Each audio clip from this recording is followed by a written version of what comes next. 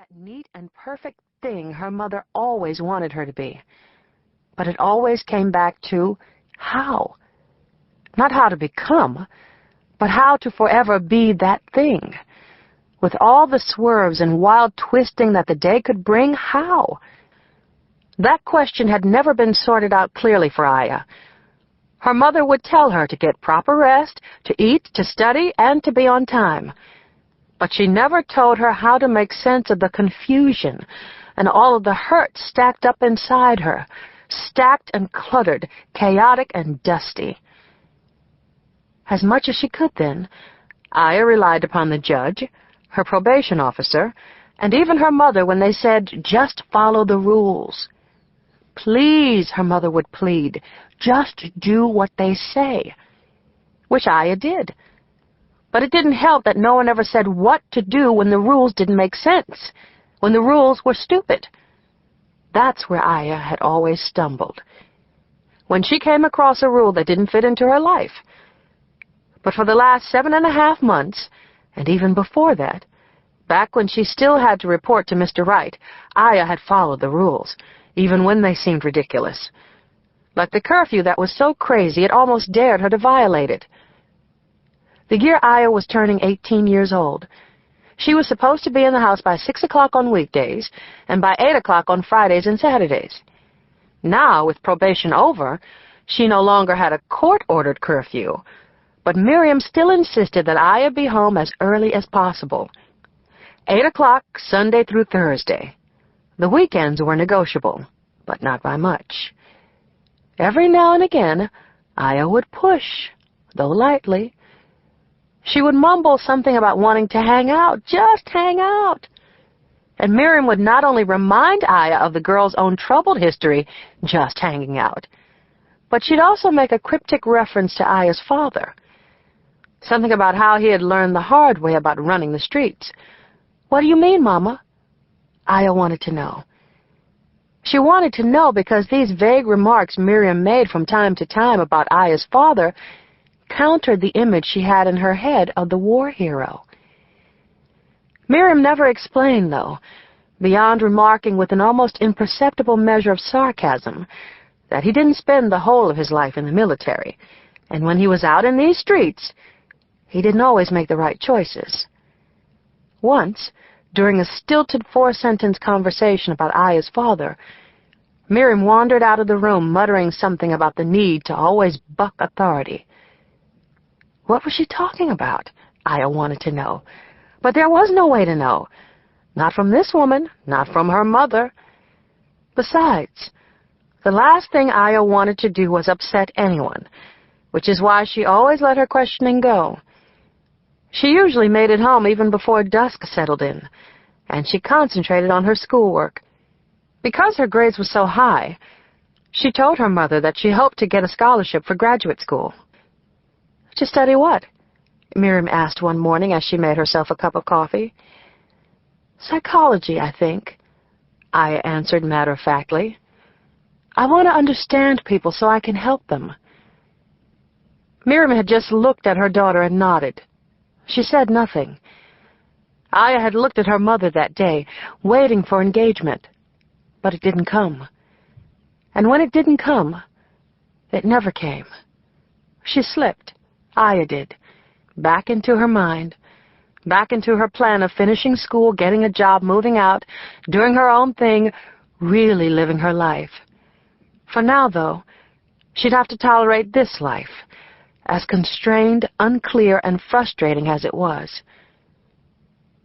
There was one thing Aya found completely unfair, nearly intolerable. It was the mandate about Dawn. She was not to hang out with her. As if it had been Dawn who was the bad influence. As if it had been Dawn and not Aya who would fight anybody, try anything, go anywhere. As if it had been Dawn and not Aya who had mastered the art of lying. Dawn and not Aya, who had the courage to get all hooked up and make fake IDs and go out to the clubs and flirt with men twice their age. Dawn would never have done any of that. If anything, Dawn was the one who would say, "Aya, let's just go to the movies, girl. I don't want to get caught up in all this mess." and it was Aya who would push and cajole her friend until the girl gave in, which she always did eventually. They would leave Aya's house and tell Miriam that they were going to the movies and to sleep at Dawn's. Miriam didn't know that Dawn's mother, the only parent in the home, worked nights. Miriam would say, as she said every time, "Okay, all right, I'll give you a ring before I go to sleep to say good night." "Okay, Mom," Aya would say, before bouncing out of her house with a smirk. She knew Miriam would call by 10:30, and sometimes when she called, they would have the television turned up as though they were watching a show. Sometimes they pretended to be sleeping. But by 11 p.m., the girls were dressed and made up.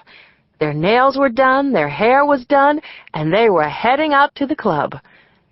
And despite the fact that when they started doing this, neither girl was yet 16, makeup, fake out-of-state IDs, and especially Aya's confidence, convinced people that they were 25. They would get in the club and begin dancing immediately. Even though they had to start out dancing together, in almost no time a couple of brothers would come over and join them, and Aya, dancing and winding sexy, would always talk men into buying them drinks.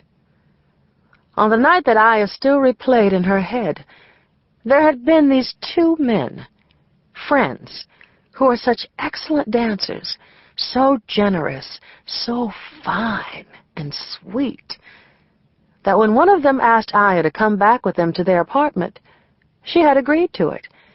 And then she convinced Dawn to come along, that it was going to be fun.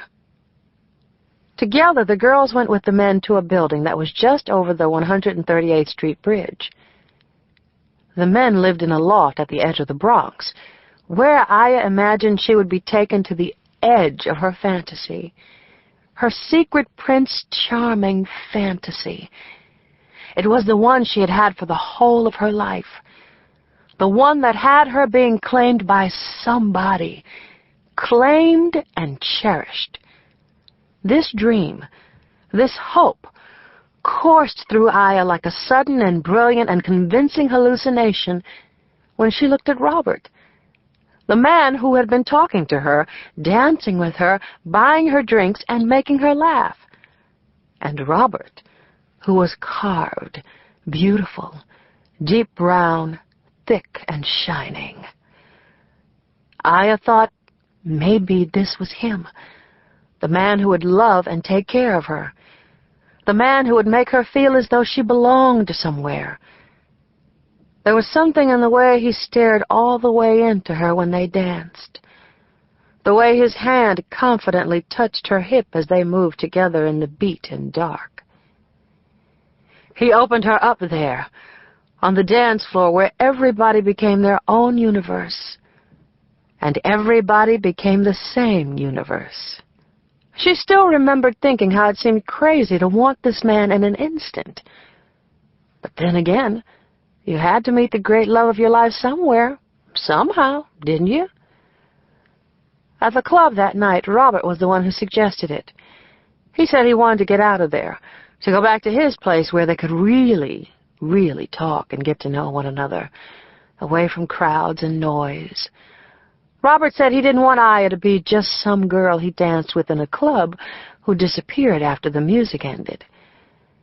And it was after this plea, this sweet plea that made Aya feel desired and hungered for, that she took Dawn into the ladies' room and said, "Come on, let's go with them. We'll have fun. They're really nice. Plus, it's perfect timing since your mother's in Atlantic City for the weekend. Come on." At first, Dawn had said, "No, Aya, we don't know them. I don't want to." She'd said, "Aya, I don't want to do this. Please, please." But Aya had pushed her. Aya had told her not to be so damn afraid of everybody. "They're so nice," she'd whined, "and so cute. And they bought all the drinks. This is fun. We're having fun, so come on, come on." Aya stared into Dawn's immobile expression. "Listen, this feels like it's going to be fine.